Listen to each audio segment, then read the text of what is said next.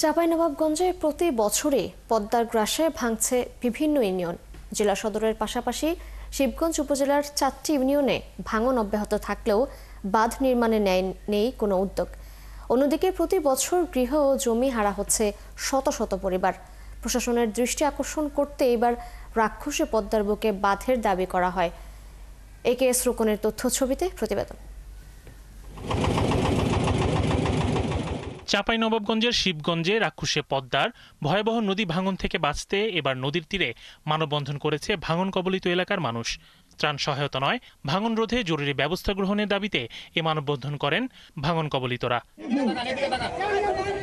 উপজেলার দুর্লভপুর ইউনিয়নের নামজগন্নাথপুর ফিল্ডবাজার এলাকা থেকে দীর্ঘ 5 কিলোমিটার ব্যাপী এ মানববন্ধনে দাবি আদায়ে দলমত নির্বিশেষে সর্বস্তরের জনগণ অংশ নেন।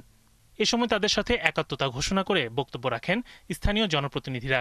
হাজার হাজার বিঘা বাড়ি, হাজার হাজার বিঘা জমি সমস্ত নদীতে বিলীন হয়ে গেছে। ছেলে মেয়ে কি খাওয়াবো, কি আছে কিছু নাই। প্রতি বছরই স্থায়ী বাঁধ তৈরির আশ্বাস দিতে ঊর্ধ্বতন কর্মকর্তারা সরকারি খরচে ভাঙন কবলিত এলাকা পরিদর্শন করলেও কাজের কাজ কিছুই হয় না বলে জানান স্থানীয়রা। যারা ঊর্ধ্বতন কর্মকর্তা আছেন তারা আমাদের আশ্বাস দিন যে স্থায়ী বাঁধ নির্মাণ করে দিবেন, কিন্তু এখন পর্যন্ত কোনো আমরা কার্যক্রম দেখতে পাইনি। এই অসহায়তার দিকে দেখে সরকার যাতে দ্রুত আমাদের একটি স্থায়ী বাঁধ নির্মাণের ব্যবস্থা করে দেন। দীর্ঘদিন ধরে প্রশাসনের দৃষ্টি আকর্ষণ করলেও এখন পর্যন্ত কোনো স্থায়ী উদ্যোগ নেওয়া হয়নি। অন্যদিকে প্রতিদিনই বসতভিটা, ফসলি জমি, শিক্ষা প্রতিষ্ঠান ও ধর্মীয় স্থাপনা নদীতে বিলীন হয়ে যাচ্ছে। হুমকির মুখে পড়েছে আরো শত শত বসতবাড়ি। অনেক স্কুল, কলেজ, মাদ্রাসা, গোরস্থান, ঈদগাহ ময়দান সহ সমস্ত এই প্রতিষ্ঠানগুলো প্রতি বছর নদী গর্ভে চলে যাচ্ছে। নদীর ভাঙনে কত লোক কত কষ্ট করছে দেখেন, ঘুরে দেখেন কত বাড়ি ঘর কত পড়ে আছে, বিরাম হয়ে আছে। যেভাবেই হোক, যতটা সম্ভব হোক, আমাদের এখানে পদ্মাতে স্থায়ী একটা নদী শাসনের জন্য সুব্যবস্থা নিতে হবে। মানববন্ধন শেষে এলাকাবাসী শিবগঞ্জ উপজেলা নির্বাহী কর্মকর্তা মোহাম্মদ আজহার আলীর নিকট লিখিত দাবি পেশ করেন। এ সময় এলাকাবাসীর আবেদনটি সংশ্লিষ্ট দপ্তরে পৌঁছে দেওয়ার আশ্বাস দেন তিনি।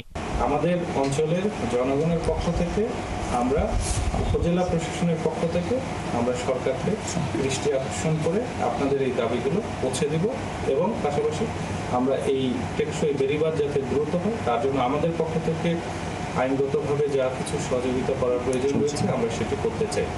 চলতি মৌসুমে নদী ভাঙনের ভয়াবহতার আশঙ্কার কথা জানিয়ে শিবগঞ্জের 6 কিলোমিটারে দ্রুত বাঁধ নির্মাণের জন্য 751 কোটি টাকার প্রকল্প প্ল্যানিং কমিশনে পাঠানো হয়েছে। শরীফ আজাদ প্রীতম, 71।